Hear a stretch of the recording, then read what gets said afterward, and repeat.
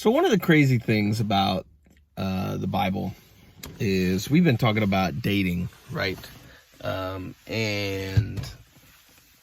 the past couple of weeks, my hair is a disaster, y'all. I need a haircut real bad.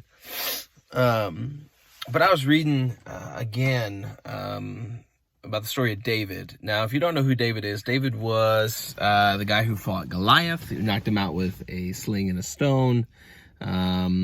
He was made king over Israel. The Bible actually talks about David being a man after God's own heart. Crazy thing about David is talks a lot about how faithful he was and how devoted he was to God. One of the other most famous or infamous things about David is that the Bible talks a lot about how many times David messed up and David failed.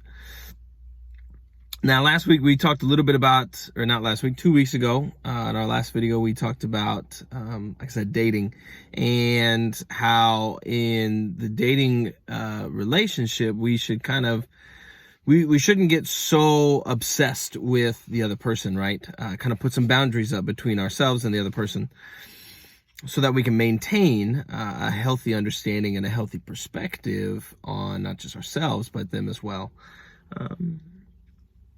Now, one of the things about David is one of his most infamous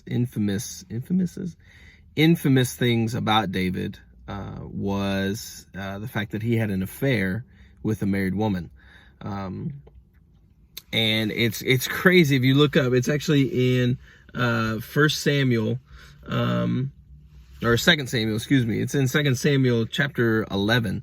This is kind of where it starts off, and it talks about how during the time when kings went to war, David didn't. Now, this time David was a king, and he had responsibilities, and the whole idea is that he should have went to war. He should have been out in the field with his troops, taking charge, being in control of things, but he wasn't. He was at home, and he wasn't doing anything good. He was actually getting into a lot of trouble. Anyway, the story goes on that he was actually on his balcony one day and saw Bathsheba taking a bath on the roof. Now, in that culture, that was very common. That's where they kept their baths and things like that. It's very private up there, typically. And David wanted her. So he started asking around and started asking questions about who she was and where she was at. And it ended up in a spot where David really didn't want to be in. But the thing we got to remember is that David had responsibilities that he was not taking care of, right? He shouldn't have been there in the first place. He should have been at war. He should have been with his troops doing things that kings did at that time, but he wasn't doing that. So it put him into a spot that wasn't good, right? I mean, he ended up having an affair with her. He actually ended up calling her husband back from the front line, or from war. Tried to get him to sleep with her, and he got him drunk, and it was kind of like a messed up thing. And then sent him back on the front line so that he would die. And then try to make him look like the good guy, make David look like the good guy, by marrying Bathsheba, because she was, found out she was pregnant and everything else. So what does this have to do with us and dating, right? Well, number one, hopefully it's kind of don't have an affair with a married woman. No, but in all seriousness, one thing that we can do is understand responsibilities that we have. That if we're not taking care of our responsibilities, we're going to end up in a position where we don't want to be in. We're going to end up in a spot and doing something and acting out on something that is not going to be helpful to us, nor is it going to be glorifying to God in a way that is good. The second thing that David actually shows, and it talks about this, is that David had a guy by the name of Nathan. Now, Nathan was a prophet, and what that meant is that he was kind of a spokesperson for God.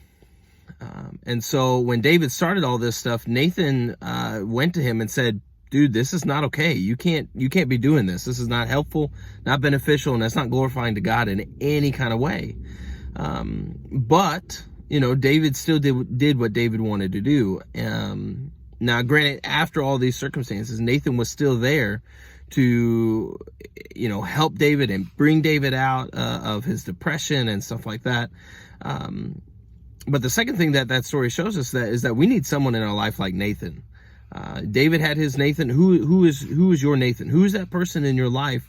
Who's that friend that when they see you going down and doing something that may not be helpful or may not be glorifying to God, who's that friend that's going to look at you and go, dude, you got to pull your head out, man. That's not helpful. That's not glorifying to God in any kind of way.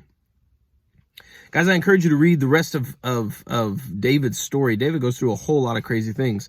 And again, one of the cool things we get to see is that David was not perfect, but he was still considered a man after God's own heart. So you may not be perfect, but you can still be a person after God's own heart by repenting, by when you do mess up, asking for forgiveness, and then trying to not do that again, right? But as far as when it comes to us and dating, what does that mean? Take care of our responsibilities first, right? Don't be somewhere you shouldn't be. Don't be doing stuff you shouldn't be doing. Don't be trying to get into doing something that isn't going to be helpful, beneficial, or glorifying to God in any way. And the second thing is find yourself somebody like Nathan who's willing to call out and ask those hard questions in your life, be able to call you out on some of the things that may not be, like I said, helpful, beneficial, or glorifying to God in any kind of way. Guys, I miss you. I'm praying for you every single day. Hopefully we can start getting back together in June, sometime in June. I'm hoping that. We're still going to camp. Monday is last day to sign up. So if you want that, if you still want to go to camp and you have not signed up yet, you got to message me. You got to let me know, because that way I can get you the link and get you signed up and ready to go. Monday's cutoff date. There will be no more signups after Monday. Yeah, you guys have questions? You guys have anything? Shoot me a text, shoot me a message on here. Love to hear from you guys. See you later.